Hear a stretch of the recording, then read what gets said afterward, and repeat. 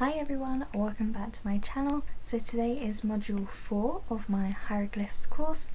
If you are new here, I have been studying a Hieroglyphics course learning about the ancient Egyptian writing system, and I wanted to do this series to talk about what I've been learning.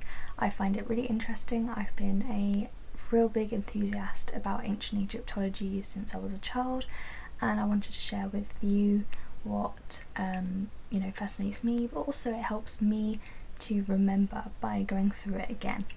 So if you haven't already, do check out module 1, 2 and 3. They are linked down below in my description. I do recommend you check them out. But today is module 4, and that is the principles of hieroglyphs. So as we know, hieroglyphics are made up of a exciting and complex writing system using pictures and symbols. So a relevant terminology. So a hieroglyph is an accurate term used to refer to the character or symbol, the pictorial writing used by the ancient Egyptians. Hieroglyphics is the adjective form of the word. So we must always refer to the characters as hieroglyphs. And this is a really big point. If you speak to anyone who is an Egyptologist, you need to always refer to it as a hieroglyph or you will get scolded.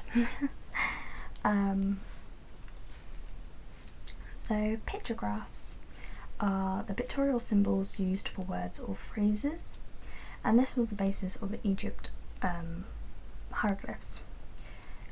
This dated all the way back to cave drawings in Egypt before 3000 BCE. So looking at glyphs, glyph is a term used for a pictograph or other symbolic characters or signs. This refers to symbols being cut into a surface or carved. And it also refers to a visual representation of a character or symbol that has a specific meaning. So the hieroglyphs were composed entirely of pictures, and the pictures reflected known objects from life and nature. So this included animals, plants, body parts, clothing and boats. But not all images had literal meaning. Some pictures were used in various ways. So there was the visual representation of objects or an idea, and then sometimes they would represent a certain sound. This allows the language to be flexible. So you had phonetic and semantic glyphs. So phonetic glyphs were used to represent a sound. This could be formed with one or more consonants or semivowels. Now Egyptians did not use vowels in their writings. Pure vowels were not included, so they would add their own vowels as a semivowel. So they would sometimes use Y or weaker consonants to make up a vowel. But this isn't unusual because also the Arabics and the Hebrews do the same thing. And even today, us English, we do abbreviations. So if we were to put C-U-S-N, we would know it would mean see you soon. So in a way, it was the Egyptians texting abbreviations form of writing that we would understand.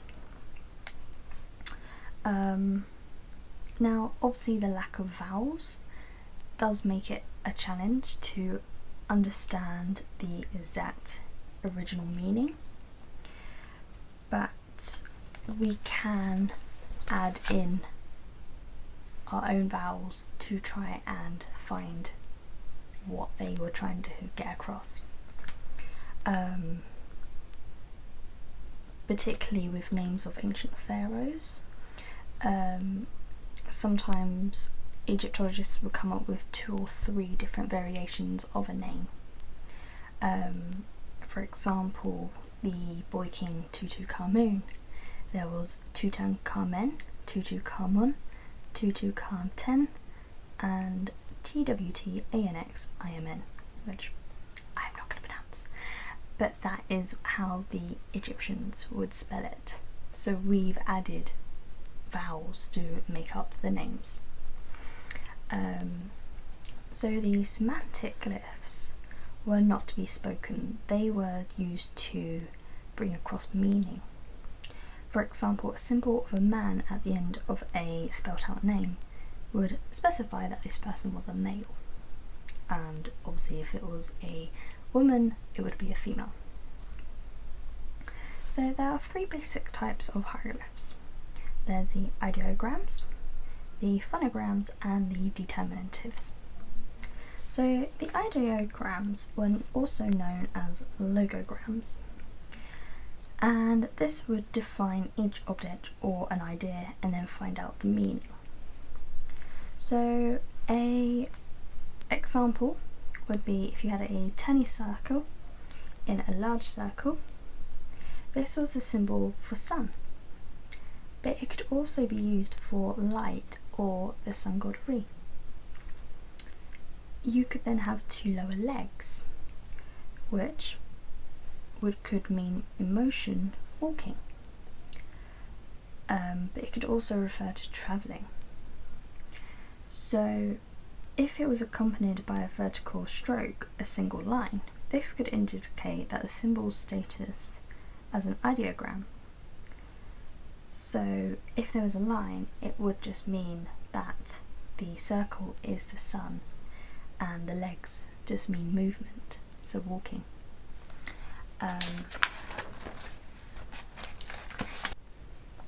So next we have phonograms. So phonograms are symbols that comprise a sound. All alphabets have phonograms. These are the single letters or the combination of letters. So the example would be like ship and sat. You know, the two letters of the SH in ship and then the S in sat, they make a different sound. No culture would rely on pictures alone. The most successful writing systems also use symbols to convey sounds. So you would have the vowel combination. So EE for C and B. Specific sound combinations of consonants and vowels. So seeing is another phonogram. So you've got the EE and then you've got the ING. So some of the Egyptian hieroglyphs, the pictures and symbols, are brought together to represent different sounds.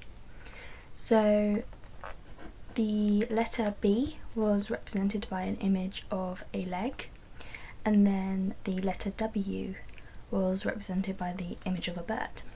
And these two symbols together made the sound bew. And the sound for the word place in ancient Egyptian was bew. So using phonograms we could spell out specific words and write full sentences full of meaning. And then the last one is determinatives. So these are semantic hieroglyphs placed at the end of a word or sentence, and these have no phonetic value. These just have the purpose of facilitating a better understanding of combination of glyphs. So certain symbols refer to different things. By recognising the determinative, readers can derive their general meaning. So in the English homonyms, words are spelt and sound alike but have different meanings. So you have see, as in you can see, and then see as in the water. You have write as in writing, and then write as in you got something right. And we would need other words in a sentence to understand the meaning. So the example would be rose. So my salary rose, or a rose garden. So, and it was the same with hieroglyphs. They would use the last glyph to determine which one it was. Whether it was a verb, a noun, or something else. Also, determinatives could reveal the gender. So a name would be completed by a glyph of a man or a woman, and this would represent if the name was male or female. Also, if a glyph at the end was a hunched over figure, this would say that the person was old. Or if the person was looking quite playful, it would represent a youth. Determinatives were used as punctuation. The ancient Egyptians did not use any spaces or punctuation in their writing, so the glyph would show the end of a word or sentence. Two or more symbols together would give a specific meaning. So an example would be 3 lines in a row would give a either a indication of the number 3, or it would show that the word was plural, so in our sense of adding an S. So yeah, that is module 4. I hope you've learnt something. It was a lot to take in, but when you break it down it does become a lot easier to understand. So yeah, thank you for watching. I will leave the key facts as always in the description down below so you can get a bit of an idea. If you have any questions, do ask me. I would love to answer them for you best that I can. Please do hit the subscribe button, the like button, and leave a comment. And yeah, do check out my other modules. Module 5 will be next week on Saturday at 2 PM English time. Alright, I'll see you then. Bye!